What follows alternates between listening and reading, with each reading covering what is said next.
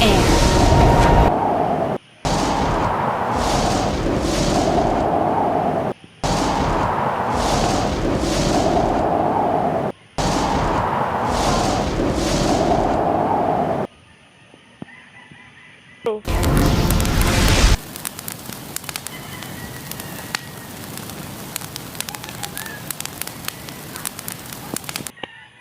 Water.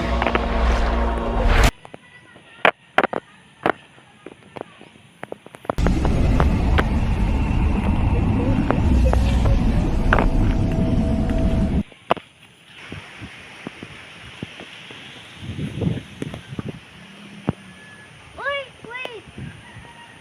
Parang may bata.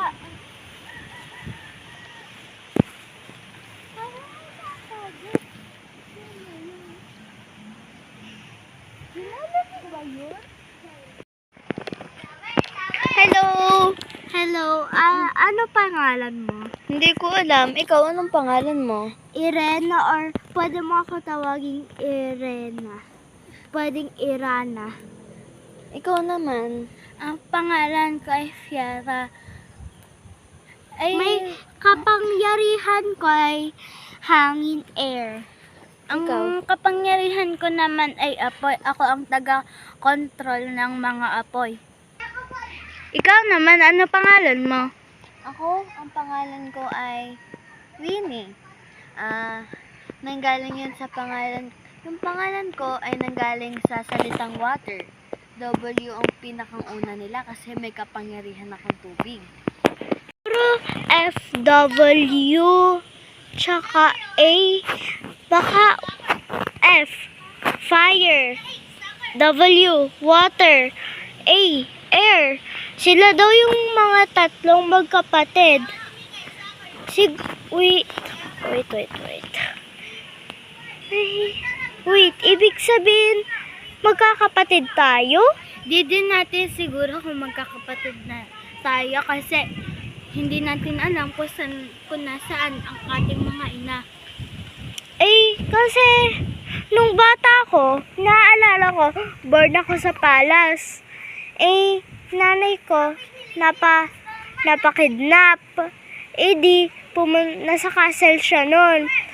Iniwan niya ako doon. Tapos, nung mga 7 years old ako, pumunta ako doon kasi, maraming taong masasama, tsaka mga nagsisigarilyo. Di doon na lang ako tumira. Basta ako ang naaalala ko, ang nanay ko nakatira sa isang palace. Napakayaman niya at iniwan niya lang din ako dito. Ha? Ganun din ako eh. Ikaw naman? Iniwan niya lang din ako ng sanggol pa ako. Nalaman ko lang na ako ay may kapangyarihan na apoy. Wait. Ibig sabihin magkakapatid tayo? Uy, parang maulan na. Tara na! Wait lang, papatigilan ko lang ulan. Pas mo na dyan. Parang naalala ko itong lupa. Ako din, parang naaalala ko to. Dito ako lumaki. Ako din, Parang alam ko itong lugar na to. Dito ako pinanganak. Parang konti lang yung alam ko dito. Yung kwarto ni nanay. Doon. ikaw. Hi, Irena, diba? Dito ka nakatira. Alam mo kung saan yung kwarto ni nanay? Doon. Doon ba yung kwarto niya? Kasi nalilito na ako bata pa. Dito ba natin dati ng bata? Okay. Ayan. Yung libro. Biglang may parang natatandaan ako dito lagi itong binabasa niya. Ako nga din eh. FWA. Dito, nasusulat ng fire, water at air. Ang pangalan ng water ay si Winnie. Ang pangalan ng fire ay si Fiora.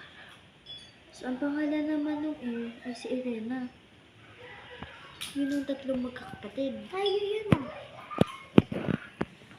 Parang tayo yun. Ganon din pangalan natin. Baligtad magbasa si Ika.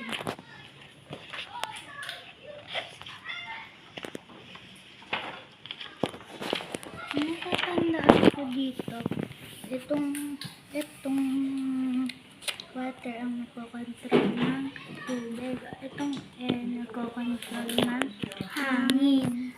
At ang fire ay nagkocontrol ng apoy. Yun ang natatandaan ko sa mga kapangyarihan natin. Eh, di tayo nga yung magkakapatid. Oo. Iligtas natin si nanay para makasama natin ulit sila. Pero alam ko, wala na siya matagal na eh. Kasi malaming naiingit sa kanya sa sobrang yaman niya. Kinuha yung kayamanan niya, tsaka siya pinatay. Ano lang, kung mo lang Baka sakali natin siyang mahanap. siguro nga eh. Ay, Kaya nga eh, baka hindi pa siya patay. Libro, nalalaman namin dito lahat. Aming nalaman to sa family namin. Wait for part 2. Bye-bye. Bye-bye na dyan, ha? Ulit. Bye-bye! See you in part 2.